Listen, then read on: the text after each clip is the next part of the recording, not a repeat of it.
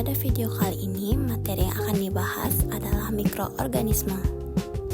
Mikroorganisme adalah organisme hidup yang sangat kecil, tidak dapat dilihat secara langsung oleh mata, melainkan memerlukan alat bantuan yaitu mikroskop.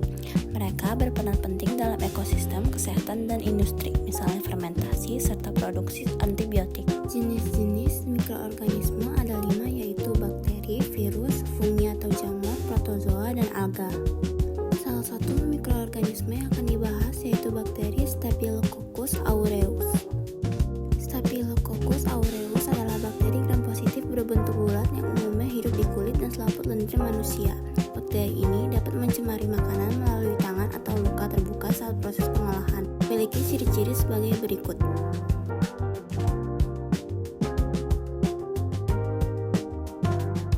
Mekanisme kerusakan makanan dan keracunan oleh bakteri Staphylococcus aureus. Kontaminasi awal. Makanan, terutama yang diolah tanpa pemanasan lanjut, misalnya daging olahan, produk susu, kue berisi krim atau telur, dan salad, terkontaminasi oleh penjamal makanan yang kurang menjaga kebersihan, misalnya menyentuh hidung, luka terbuka, atau tidak mencuci tangan. Mekanisme kerusakan makanan.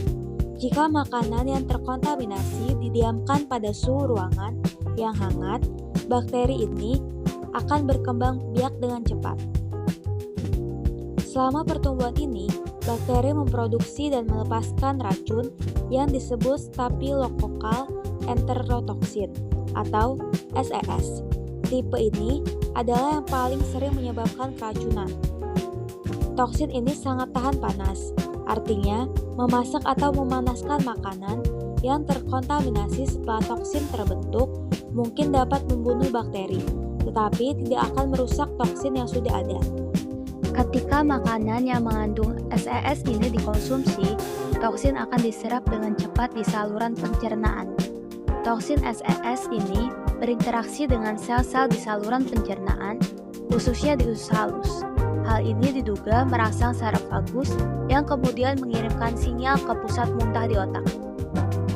Selanjutnya itu ada contoh kasus nyata Staphylococcus aureus. Yang pertama itu ada susu dan juga produk olahannya. Keracunan terjadi karena susu, keju ataupun yogurt terkontaminasi dari pekerja atau sapi yang mengalami mastitis. Produk susu kaya protein sehingga mudah mendukung pertumbuhan Staphylococcus aureus dan pembentukan enteroksin yang tahan panas sehingga tetap berbahaya meski sudah dipanaskan ulang. Yang kedua itu ada ayam ataupun daging yang dibiarkan pada ruang. Kasus banyak terjadi pada catering ataupun hajatan. Kontaminasi berasal dari juru masak yang luka kulit ataupun higienisnya buruk. Saat ayam ataupun daging disimpan lama di suhu ruang, Staphylococcus aureus berkembang dan juga menghasilkan toksin. Pemanasan ulang tidak dapat menghancurkan toksinnya, sehingga tetap menyebabkan muntah dan juga keram perut. Yang terakhir, yang ketiga, itu ada produk bakery, berkrem atau salad.